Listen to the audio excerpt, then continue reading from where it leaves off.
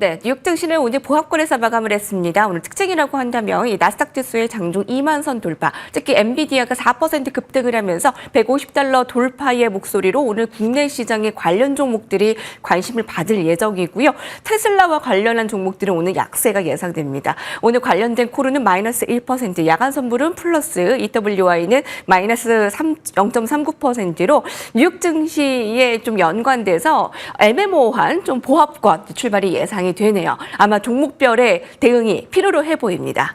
자, 활황장세, 불꽃장세, 국내 증시에 대해서 미국 또 해외에서는 한국 증시를 어떻게 바라볼까요? 그리고 또 미국 증시의 상승 랠리 장기화 조건은 어떻게 될까요? 유튜버 유사람님 만나보겠습니다. 안녕하십니까? 네, 안녕하십니까. 아이비들은 계속 목표 지수를 좀 올리고 있는데요. 텀리는 기업 실적 개선, S&P 500 상승을 견인할 것이라고 주장하고 있습니다. 이 골드락스 경제의 전형적인 강세장이라고 저희가 파악을 하면 될까요? 지금 시장을요? 네, 일단 오늘 미국 증시는 좀 쉬어가긴 했지만 시장 전반에 깔린 강세장, 불마켓의 기조는 여전히 굳건한 것으로 분석이 된다라는 게 대부분 애널리스트들의 얘기긴 합니다. 특히 S&P 500 지수는 사상 최고치에 근접한 수준을 계속 유지하고 있는데요. 현재 강세장이라고 볼 수 있는 이유는 몇 가지 뚜렷한 특징이 나타나고 있긴 합니다. 일단 첫 번째는 지난 4월에 관세 우려 등으로 20% 가까이 급락했던 시장이 역사상 가장 빠른 속도로 회복을 했고요. 그리고 두 번째는 상승세가 일부 종목이나 일부 기술주에만 편중되는 게 아니라 시장 전반으로 확산되고 있다는 긍정적인 신호가 나타나면서 S&P 500의 11개 모든 업종이 50일 이평선 위에 올라서는가 하면 중소형주까지 골고루 오르는 동일가중 지수가 시중총액가 지중지수를 기준으로 6거래일 연속 앞지른 등 매우 폭넓은 전반적인 상승세가 나오고 있기 때문에 이는 시장의 기반이 매우 튼튼하다라고 얘기를 할 수 있고, 그리고 말씀해 주신 것처럼 이런 이유들을 기반으로 월가의 투자은행들은 지속적으로 증시 목표치를 상향 조정한다라고 얘기가 나왔고요. 아무래도 가장 커다란 이유는 경기 침체 위험이 크게 줄었다는 판단 때문인 것 같습니다. 이제 그렇지만 제가 개인적으로 생각을 했을 때는 부담스러운 부분도 명확하게 있다라고 생각이 좀 드는데요. S&P 500의 주가 수익 비율 PER은 21배로 현재 과거 20년 평균보다 거의 35%나 높은 고평가 영역에 있고요. 여기에다가 트럼프의 관세 관련된 부분들이 7월에 이제 슬슬 유예 기간이 끝나게 될 텐데 그 이후에 트럼프가 어떤 관세를 부과할지, 특히 뭐 최근 들어서 트럼프가 타코라고 얘기를 하면서 지속적으로 관세에서 물러서주는 모습이 나오긴 했지만 아직까지 여기에 대해서 확신이 나온 게 아니기 때문에 아마 조금 더 봐볼 필요는 있다라고 얘기를 할 수 있을 것 같습니다. 긍정적인 면은 경기 침체 우려감이 덜해졌다라는 것, 또 부정적인 면은 이제 관세 유예 기간이 이제 얼마 남지 않았습니다. 이제 7월 초이기 때문에 그에 대한 불확실성과 또 아직 이스라엘 이란의 무력 충돌 곧 재개할 수도 있다라는 또 불확실성까지 있다라는 거, 양측이 존재를 하네요. 근데 오늘의 가장 큰 또 장점은 엔비디아의 사상 최고가 돌파, 너무나 이 환호의 분위기를 함께하지 않을 수 없는데요. 그에 따라 또 나스닥도 2만 선을 장중에 같이 돌파를 하기도 했습니다. 어떻게 보셨나요? 네, 일단 최근 들어서 반도체 주가가 굉장히 긍정적인 움직임들이 나오는 것 같습니다. 일단 여기에다가 추가적으로 오늘 마이크론까지 성적이 잘 나오게 되면서 아마 내일도 어느 정도 기대할 수 있는 부분들이 있다라고 얘기를 할 수 있을 것 같은데요.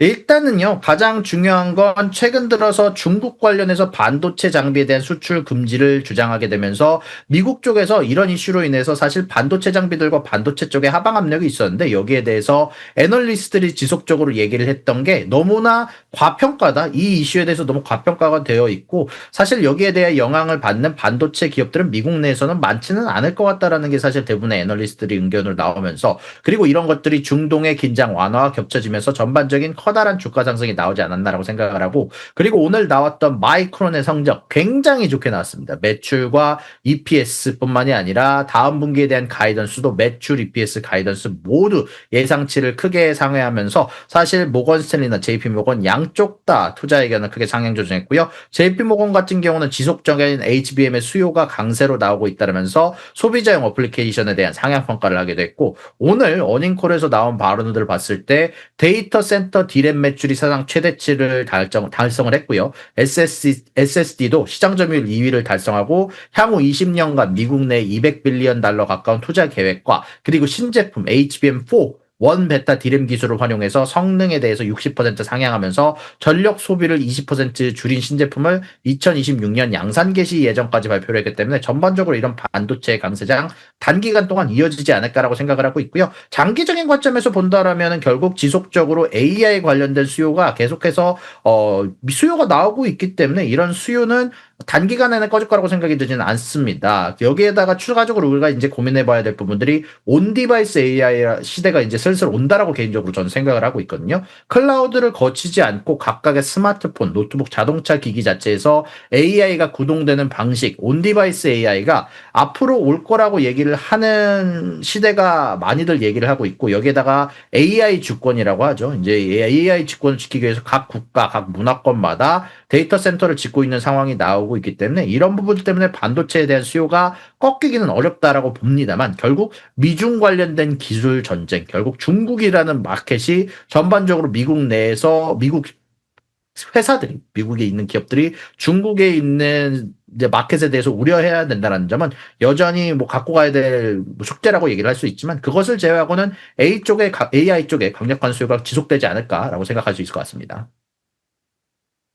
메모리 반도체의 풍향계 마이크론의 실적이 굉장히 잘 나왔습니다. 회계연도 3분기 매출 93억 달러, 예상 88달러보다 크게 웃돌았는데 지난해 같은 기간보다 37% 증가한 것은 역시 이제 AI 쪽에 앞으로의 상향 조금 더 조건에 맞아 떨어지네요. 전망치도 상향됐습니다. 자, AI 중심의 전략 세우는 것 여전하다라고 의견을 주셨고요. 자, 최근에 또 하나의 이제 관심사는 이제 서클이 아닐까 싶습니다. 사실 서학개미들이 최근에 엔비디아보다 서클을 그 단기간 더 많이 매수를 했습니다. 많이 올라갈 때 괜히 쫓아가서 지금 급락에 또 실망감을 보이는 건 아니냐 하는 우려감인데 반면에 뭐 코인베이스는 좀 급등했습니다. 이렇게 그 관련해서의 코인 순환매로 봐야 될까요? 아니면 정말 그 반짝 좀 테마로 봐야 될까요? 일단 서클 같은 경우는 사실 반짝했던 모멘텀이 많이 설려있던 주식이라고 생각을 합니다. 그렇지만 떨어진 데는 명확한 이유가 있긴 합니다. 뭐 일단은 최근 들어서 가장 커다란 이슈는 이제 캐시우드가 서클을 팔고 그리고 코인베이스로 이제 손바꿈을 했다라는 것도 첫 번째 이유고요. 그리고 두 번째로는 최근 들어서 미국의 10년물 금리가 급격하게 떨어졌습니다. 이거는 사실 서클에게는 굉장히 커다란 문제거든요.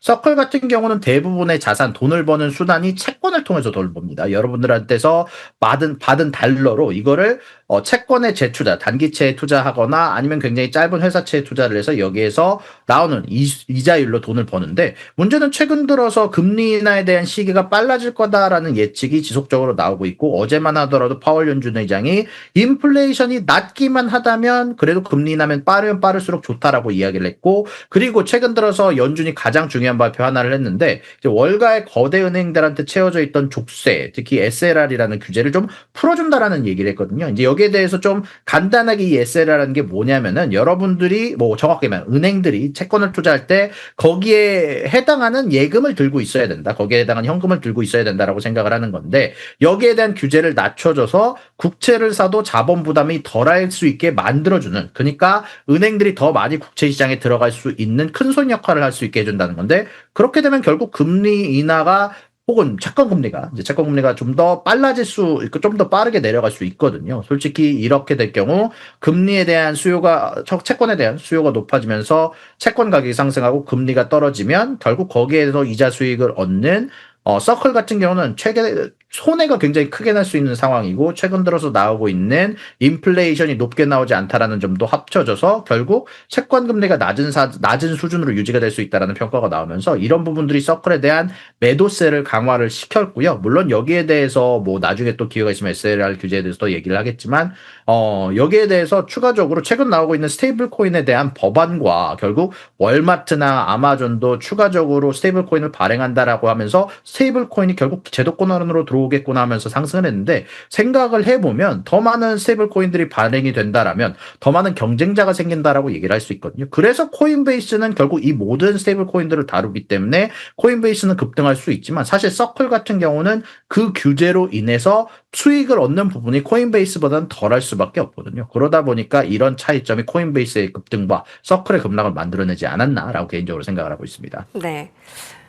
미국 증시의 훈풍 속에 이제 오늘의 종목, 내일의 종목 말씀해 주시죠. 네, 일단 오늘 같은 경우는 엔비디아, 아무래도 최근 들어서 반도체 훈풍으로 인해서 올라왔던 엔비디아를 수정을 할 것 같고요. 그리고 제가 최근 들어서 좀 주목하고 있는 종목은 항공주들입니다. 이제 최근 들어서 유가가 지속적으로 하방 압력을 받고 있습니다. 그러면서 인플레이션 문제도 꽤 많이 해결이 되고 있고, 중동 쪽에 지정학적 문제들도 많이 해결이 되고 있는 가운데에서 가장 많이 혜택을 볼 것으로 예상되는 것은 유가에 대한 하락에 대해서 마진율을 높일 수 있는, 그리고 추가적으로 중동 쪽에 지정학적 문제가 완화되면서 항공 루트를 바꿀 수도 있고, 또한 더 많은 여행 수요를 늘릴 수 있는 항공주들이 전반적으로 주목을 받을 수 있다라고 생각을 해서 항공주들을 아마 내일의 종목으로 평가를 하도록 하겠습니다. 네, 항공주들 빠졌을 때 뭐 좀 더 매수 괜찮겠네요. 아니, 현지에서 보는 한국 시장 어때요? 그러니까 어제 MSCI 선진국 지수 좀 편입 불발된 거 너무 아쉬웠는데 외국인들 더 들어올까 궁금합니다. 뭐 간단해 주신다면요.